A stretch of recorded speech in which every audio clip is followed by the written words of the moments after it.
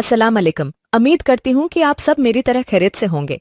आप ये बात तो सब जानते हैं कि दुनिया में कुछ ऐसे रिश्ते होते हैं जिनके बारे में लोगों के दिमाग में अजीब व गरीब ख्यालात आते हैं।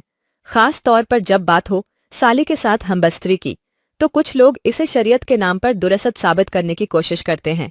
कुछ लोगों का ख्याल है कि साली अगर ज्यादा अच्छी लगने लगे या उस पर दिल आ जाए तो क्या करें। कुछ लोग कहते हैं कि साली आधी घर वाली, कुछ कहते हैं कि साली भी हमें खुद पसंद करती है। इन सारे सवालों की हकीकत क्या है और सच्चाई क्या है, ये भी बताती हूँ। वाकई इस्लामी तरीके से जायज़ तरीका किया है, मगर आपको मेरी पूरी वीडियो देखनी होगी। जिसने अभी तक मुझे अपना प्यार नहीं दिया, मतलब सब्सक्राइब नहीं किया, वो अपना प्यार मुझे लाजमी दे। वीडियो को लाइक करो। अब पूरी बात गौर से सुनो। पहले तो ये जान लीजिए कि शरीयत इस्लामी में साली महरम नहीं होती। यानी अगर बीवी का इंतकाल हो जाए या किसी और वजह से तलाक हो जाए तो शौहर अपनी साबिका साली से शादी कर सकता है। लेकिन जब तक बीवी निकाह में है, उसकी बहन से शादी बिल्कुल हराम है।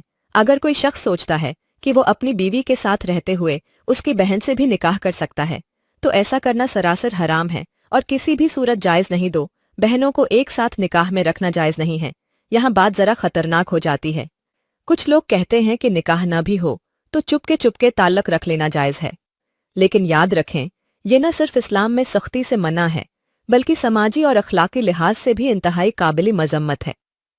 ऐसे काम खानदानों को बर्बाद कर देते हैं और मुआशरे में बिगाड़ पैदा करते हैं। आप सवाल है कि अगर साली पर दिल आ जाए तो क्या करें। देखो भाई, अब ये तो फितरी बात है कि जज्बात पर किसी का जोर नहीं, लेकिन हर फितरी ख्वाहिश को काबू में रखना ही असल इंसानियत है।